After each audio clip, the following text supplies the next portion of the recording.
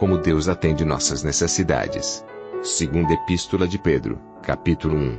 Comentário de Mário Persona. Quando minha mãe estava para morrer, ela teve câncer, ela em 6 meses praticamente definhou até chegar no estado já pior, né, para morrer. E na última semana, nos últimos dias, até ela sempre esteve consciente, exceto no dia da morte, mas ela esteve consciente com medicamento e tudo mais. E ela já sabia que ia partir para estar com o Senhor. Ela até apontava para a janela do quarto dela, do apartamento que ela morava, e falava: filho, o Senhor vem me buscar por ali. Ele vem por ali para me levar. Ela também pediu para a cama dela ficava assim, o guarda-roupa na frente, o armário embutido na frente. Ela chamou minha irmã e falou: abre aquela porta ali. Ela abriu.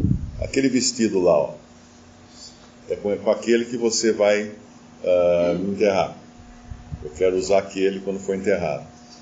E aí, quando chegou mais perto, ela começou a dar várias ordens, tipo, os documentos tais estão em tal lugar, a chave da gaveta está em tal lugar. Deixou todas as coisas em ordem para a gente saber. E nós estávamos pesarosos, mas tranquilos, sabendo que ela estava com o Senhor, ela cria no Senhor Jesus. Nós combinamos de ninguém ficar chorando, gritando, fazendo espetáculo, porque uma pessoa moribunda, assim, no final, ela pode, às vezes, querer se agarrar à vida, se ela fica escutando toda aquela cena de pessoas gritando, chorando, e só aumenta o sofrimento. Então nós ficamos em silêncio no quarto dela, eu, minhas irmãs, meus cunhados, e aí quando ela deu o último suspiro, um dos meus cunhados, que também é convertido, abriu um salmo, leu e fez uma oração, e foi a despedida dela. Aí a gente chorou. Depois disso a gente chorou. Mas uma coisa eu aprendi aqui, tem instruções que são aquelas últimas que a pessoa dá, e nós temos que prestar atenção nelas, porque depois não vai dar para mais escutar, ela não vai mais poder falar. Tanto é que tinha uma das gavetas que ela não disse onde estava a chave. Logo depois, alguém precisava de um documento ou alguma coisa que estava naquela gaveta. Minha mãe ainda estava na cama, já morta. E agora? Onde está a gaveta, a chave, né? Não dava para perguntar, ela estava ali. Quase que dava para falar assim: mãe, cadê a chave da gaveta? Mas não dava mais, ela não estava mais ali. Só o corpo estava ali. E assim, essa passagem sempre me faz pensar nisso, toda vez que eu leio essa passagem, que é quando Pedro fala no versículo 13: eu tenho por justo, enquanto estiver nesse tabernáculo, despertar-vos com admoestações, sabendo que em brevemente hei de deixar este meu tabernáculo. Ele está falando do corpo dele aqui, como também nosso Senhor Jesus Cristo já me tem revelado. Mas também eu procurarei em toda ocasião que depois da minha morte tenhais lembrança destas coisas, porque não vos fizemos saber a virtude e a vinda de nosso Senhor Jesus Cristo, seguindo fábulas artificialmente compostas, mas nós mesmos vimos a sua majestade. Porquanto ele recebeu de Deus Pai honra e glória, quando na magnífica glória lhe foi dirigida a seguinte voz: este é o meu Filho amado, em quem me tenho comprazido. E ouvimos a voz dirigida do céu, estando nós com ele no Monte Santo. E temos muito firme a palavra dos profetas, a qual bem fazeis em estar atentos, como a uma luz que alumia em lugar escuro, até que o dia esclareça e a estrela da alva apareça em vosso coração, sabendo primeiramente isto, que nenhuma profecia da Escritura é de particular interpretação, ou produção, seria melhor dizendo aqui, porque a profecia nunca foi produzida por vontade de homem algum, mas os homens santos de Deus falaram inspirados pelo Espírito Santo. Então essa é a carta da despedida dele. E ele já deixa tudo dito, o que ele achava que era importante. E aí que ele começa, então, nesse capítulo desta segunda carta de Pedro, no versículo 3, ele fala uma coisa muito importante. Visto como o seu divino poder nos deu tudo o que diz respeito à vida e piedade, pelo conhecimento daquele que nos chamou por sua glória e virtude. Eu pergunto aqui, algum de nós não recebeu tudo o que diz respeito à vida e à piedade? Aqui Pedro está falando que sim. Deus nos deu tudo o que diz respeito à vida e à piedade. Mas eu queria trocar de carro. Mas eu queria comprar uma casa. Mas tudo bem. Quando nós precisamos de alguma coisa, nós oramos, buscamos fazer aquilo que entendemos ser a vontade do Senhor, e tudo bem. Mas nunca nos esquecendo de que quem supre tudo que diz respeito à vida e à piedade é o Senhor. E se eu agora não tenho alguma coisa, é porque não é a hora de ter.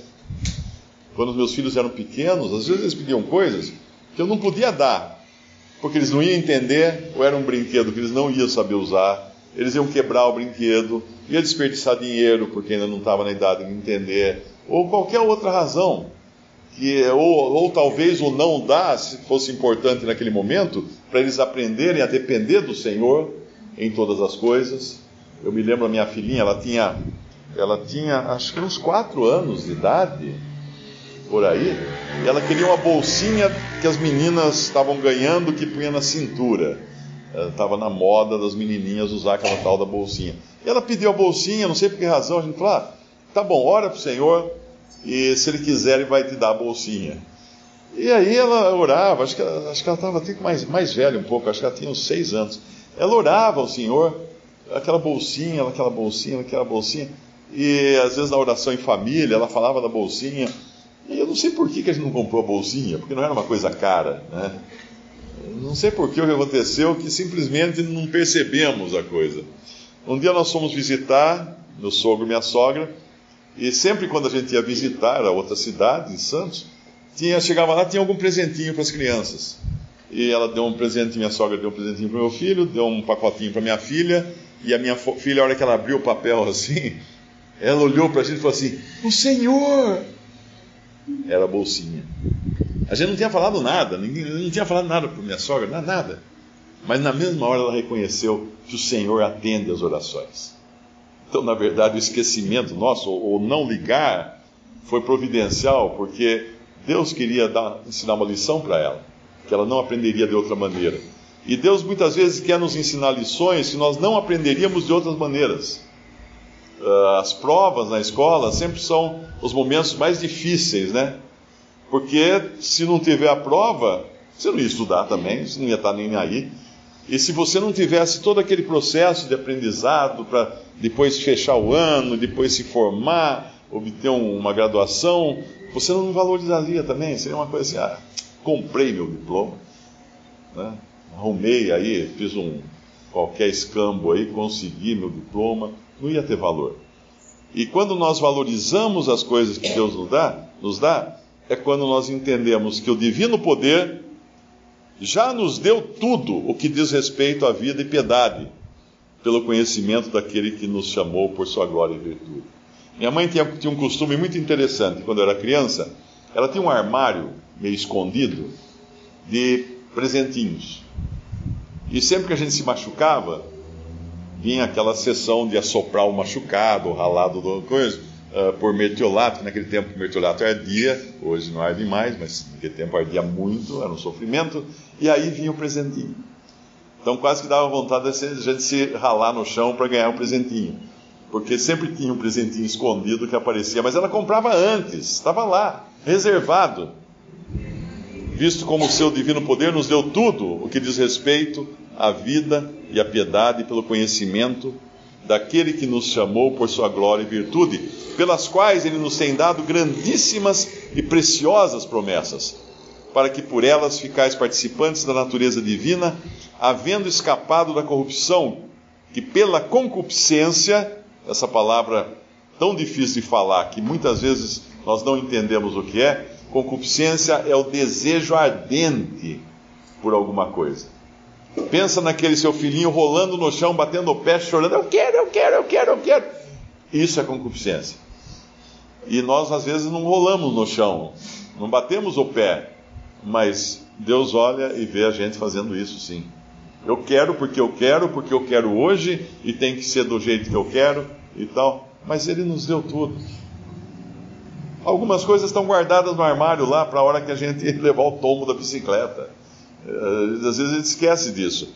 E mesmo assim, é importante sempre lembrar que as nossas bênçãos prometidas não são materiais. Para a terra aqui, Ele nos dá o suficiente. E se passar do suficiente, é porque Ele quer nos usar para alguma coisa.